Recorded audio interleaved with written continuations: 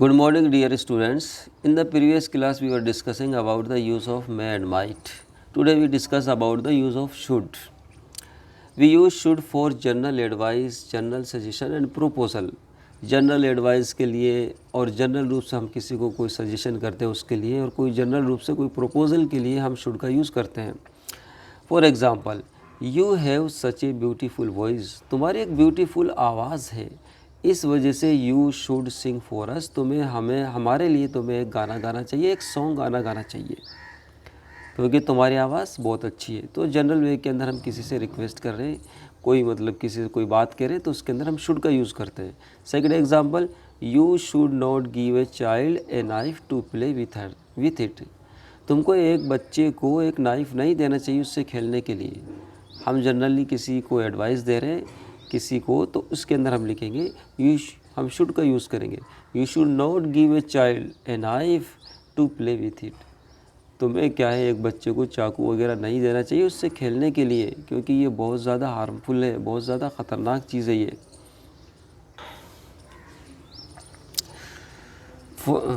You are weak so you should daily go to morning walk. तुम weak हो, तुम बहुत कमज़ोर हो, तुमको डेली मॉर्निंग वॉक को जाने के लिए जाना चाहिए. तो जनरल वे के अंदर हम एडवाइस दे रहे हैं, उसको ये कह रहे हैं कि मॉर्निंग वॉक को तुम्हें रोज़ाना जाना चाहिए, तो हमने यहाँ पर शुड का यूज़ किया है. इसके अलावा भी और भी बहुत से हम एग्जांपल लिख सकते हैं, जैसे you should daily take bath, you should daily take bath, you should take medicine on time, you should not smoke so much, it is very harmful for our health. इसके अलावा हम शुड का use करते हैं to express moral duty and moral advice. कोई moral duty हो, नैतिकता से रिलेटेड कोई कर्तव्य हो, या कोई नैतिकता से रिलेटेड कोई एडवाइस हो, उसके अंदर भी हम शुड का यूज़ करते हैं. For example, children should respect their parents. या ऐसे भी लिख सकते हैं हम इस सेंटेंस को, we should respect our elders, we should respect our parents. तो children should respect their parents. बच्चों को चाहिए कि वो उनके पेरेंट्स का रेस्पेक्ट करें, ये एक मॉरल ड्यूटी है, तो इसके लिए हमने शुड का यूज़ किया है. Second example, we should always speak the truth. हमें हमेशा सच बोलना चाहिए, ये हमारी एक मॉरल ड्यूटी है. यानी हमको कभी भी we should not tell a lie, हमको कभी झूठ नहीं बोलना चाहिए. तो मॉरल ड्यूटी से रिलेटेड है, तो इसके लिए हमने शुड का यूज़ किया है. वी शुड या you should not tell a lie, हमको कभी भी झूठ नहीं बोलना चाहिए. तो एक तरीके से ये हमारी मॉरल ड्यूटी है. जैसे we should help the poor, हमें गरीबों की हेल्प करना चाहिए. We should obey our teachers, our parents, हमको हमारे टीचर्स का, पेरेंट्स का फॉलो करना चाहिए, उनका कहना मानना चाहिए. इसके अलावा हम शुड का यूज़ करते हैं फॉर हाइपोथेटिकल सिचुएशन, यानी for possible situation, possible condition, अनुमानित या संभावित स्थिति को दर्शाने के लिए.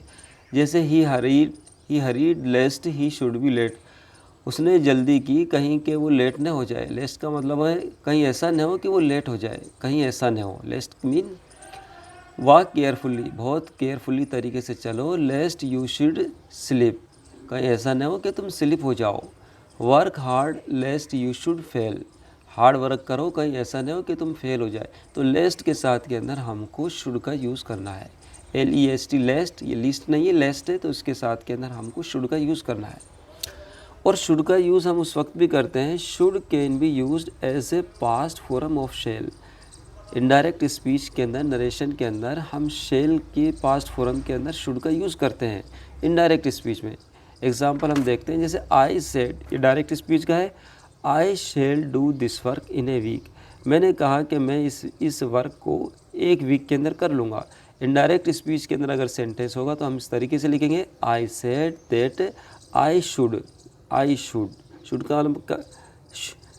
का मतलब यहाँ चाहिए नहीं है, यहाँ शुड का मतलब है कि मैंने कहा कि मैं उस वर्क को करूँगा इन ए वीक, एक ही वीक के अंदर, एक वीक के अंदर मैं ये वर्क करूँगा. आई सेड, मैंने कहा, that I should do that work in a week, मैंने कहा कि मैं उस वर्क को एक वीक के अंदर कर लूँगा. तो यहाँ शेल की सेकंड फॉर्म शुड है, तो हमने यहाँ पर शुड का यूज़ किया है. तो पास्ट फॉर्म के अंदर भी हम उसका इनडायरेक्ट स्पीच में, नरेशन में यूज़ करते हैं.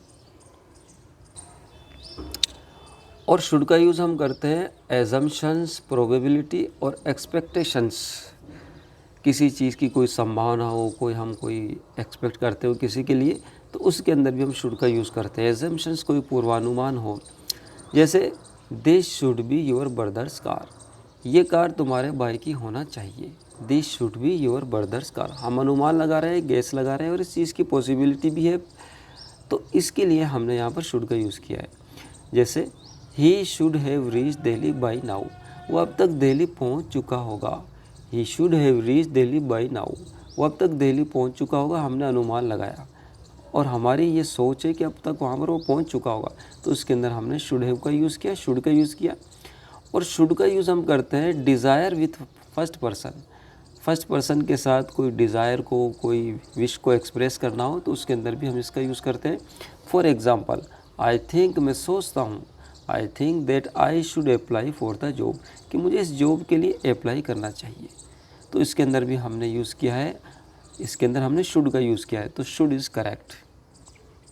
Okay, thank you.